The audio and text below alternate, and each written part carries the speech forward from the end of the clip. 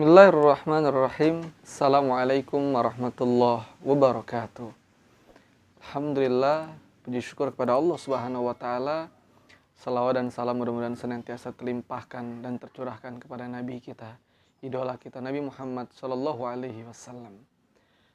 Baik, pada kesempatan yang mulia ini insyaallah kita akan membahas sebuah materi yang sangat-sangat dahsyat, yang kalau kemudian kita bisa mengamalkan, maka dampaknya tidak hanya keberlimpahan dari Allah Subhanahu wa taala yang Allah akan sangat mudah untuk memberikan kepada kita, tapi juga semuanya akan merasakan kebahagiaan, ya, keharmonisan, ya. Tentu kita tidak mau menjadi orang yang kaya tapi kemudian banyak masalah. Kita tidak ingin menjadi orang yang kemudian banyak rezekinya tapi musuhnya di mana-mana.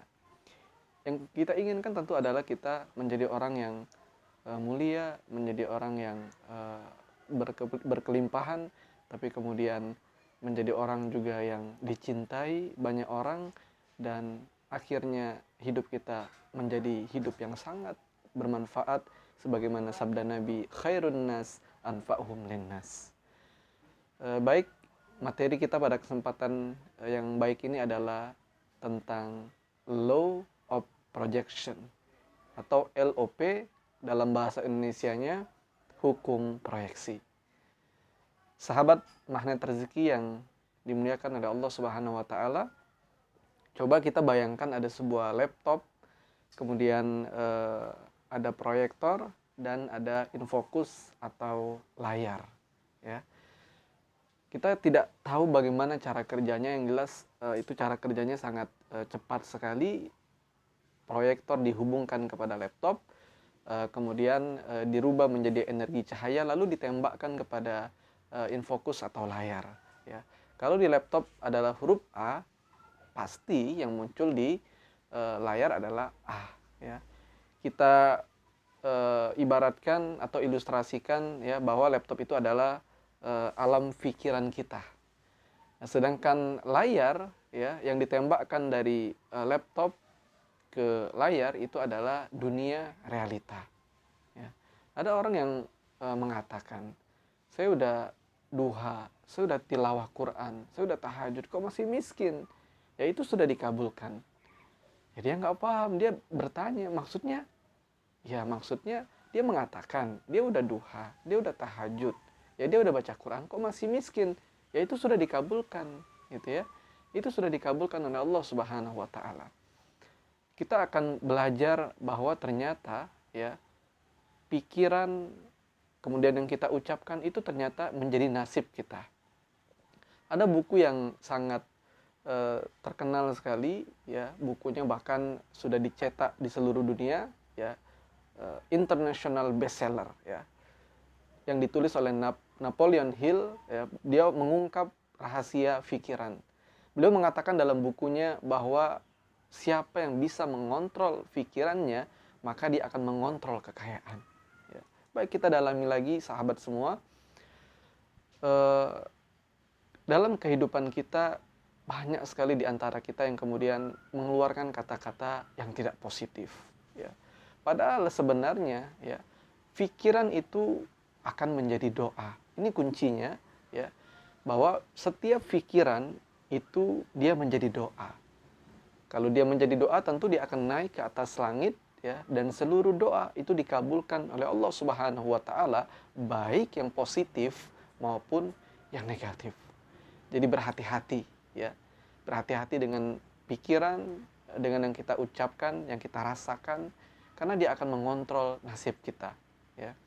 Kalau banyak sekali literatur yang bisa kita dapatkan, yang kita pelajari, kita ambil salah satu literatur, ya, bahwa pikiran kita itu setiap hari ternyata memproduksi 60.000 pikiran, ya.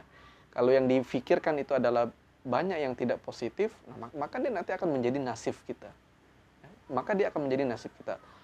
Allah Subhanahu wa taala berfirman di dalam hadis qudsi, ya, hadis qudsi itu adalah firman dari Allah Subhanahu wa taala yang dia tidak termaktub di dalam Al-Qur'an, tapi dia disampaikan melalui lisan nabi kita yang mulia. Ya, dalam hadis qudsi Allah mengatakan, ana innal dhanni abdi bi. bahwa aku sesuai dengan prasangka hambaku. Ketika kita bilang susah, ketika kita bilang miskin, ketika kita bilang berat, maka itu akan menjadi nasibnya kita.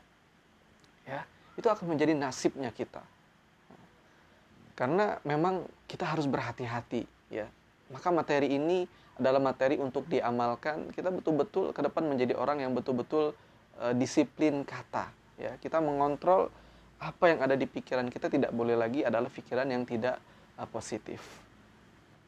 Coba sahabat semua bayangkan, ya, misalkan kita melihat ada ibu-ibu di pinggir jalan, dia kemudian memakai baju warna orange terang, memakai jilbab warnanya pink, ya, pakai celana warna biru terang, tasnya warna gold, shalnya warna ungu, lipstiknya warna hitam. Coba bayangkan, kira-kira yang ada di pikiran kita akan mengatakan apa? Ih, norak gitu ya. Ih, buta warna, lebay gitu ya. Ya maka itu menjadi nasib kita. Loh, kan yang pakai baju dia. Betul, yang pakai baju dia, ya. Dalam magnet rezeki kita belajar satu sama dan terhubung. Nah, ketika kita mengatakan, ih, norak, sebenarnya kita sedang berdoa sama Allah, ya Allah, norakkan hidup saya. Ya, ketika kita bilang buta warna, maka kita akhirnya buta dalam melihat rezeki Allah, melihat peluang-peluang yang barangkali hadir, ya, di depan kita. Ya, ketika kita bilang lebay, makanya hidup kita akhirnya jadi lebay begini, ya. Maka kita betul-betul harus berhati-hati, ya. Kemudian barangkali kita tanya, kita udah suuzon, berburuk sangka terlebih dahulu. Pada saat kita tanya ibu, kenapa sih ibu pakai pakaian kayak pelangi berjalan begini? Kemudian si ibu menjawab, aduh, mohon maaf, saya dapat musibah, tadi malam rumah saya kebakaran, ya.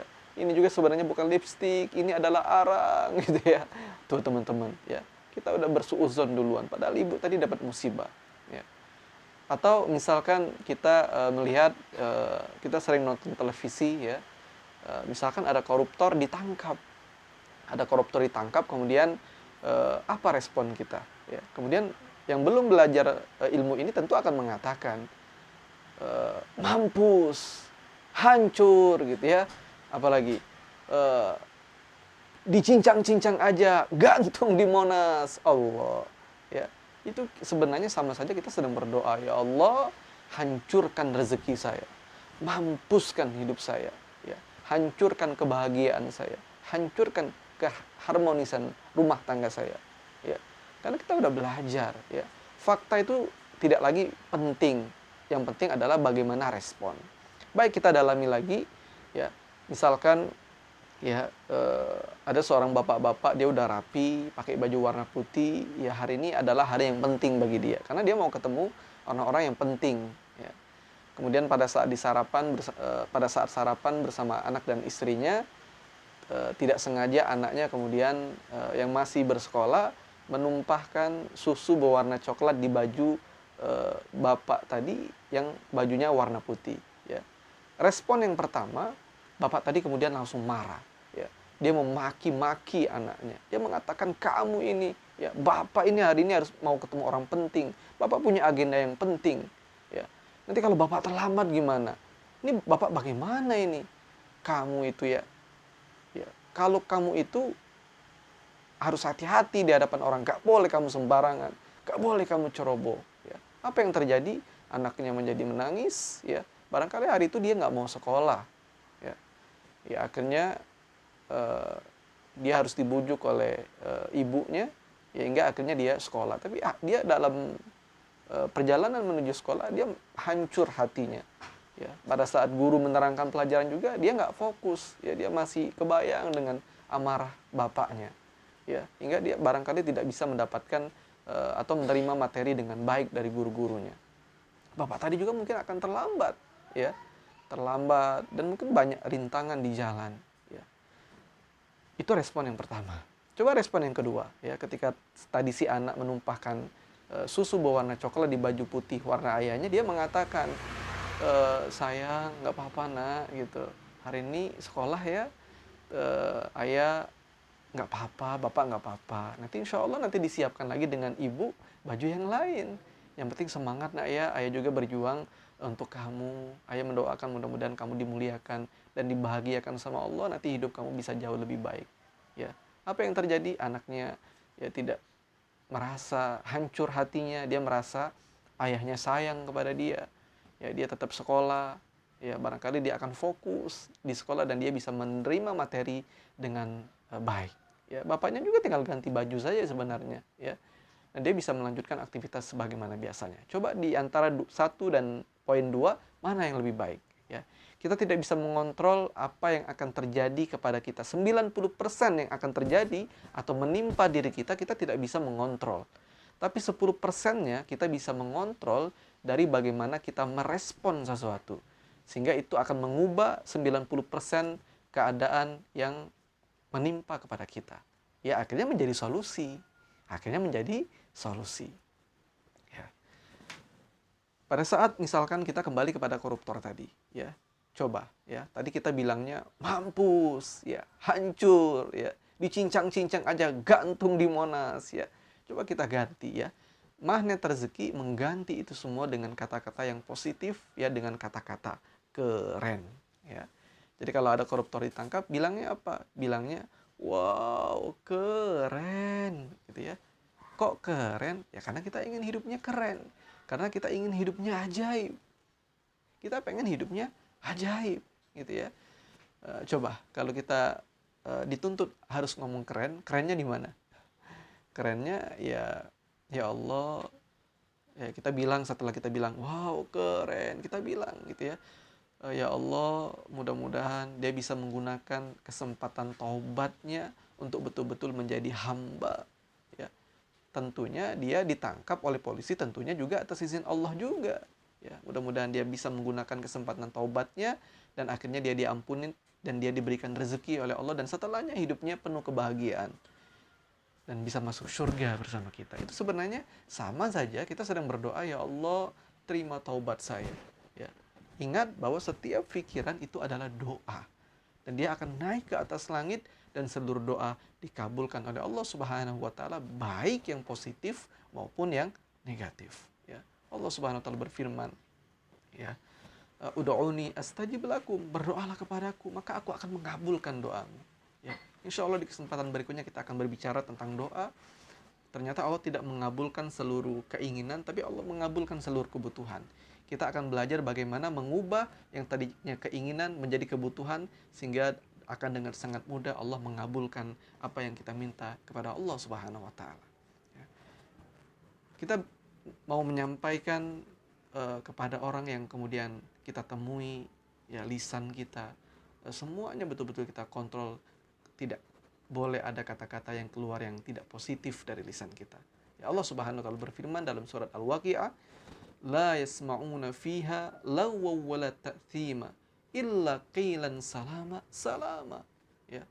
La yasma'una fiha, penduduk-penduduk yang ada di surga. Ya. Pertanyaan saya, kita mau masuk surga enggak? Ya. Penduduk surga itu salah satunya adalah mereka tidak mau mendengar la yasma'una fiha, di dalamnya, di dalam surga, ya, lagwa. Lagwa itu dalam bahasa Arab adalah kata-kata yang buruk, yang sia-sia, yang negatif, ya. Illa qilan salama salama, kecuali penduduk surga hanya ingin berucap kata-kata yang salaman salama, selamat selamat, ya, bagus bagus, semuanya bagus, ya. Ini adalah dalil bagaimana kemudian, ya, kita harus mengucapkan kata-kata yang baik. Karena tadi dia menjadi doa. Dia menjadi doa. Ada kemudian yang mengatakan, masa sih orang meninggal dibilang, wow keren gitu ya. Ya nggak mungkin diucapkan melalui lisan juga. Cukup ya di dalam hati. Ya karena mau bagaimana lagi. Ya, kullu nafsin dha'iqatul maut.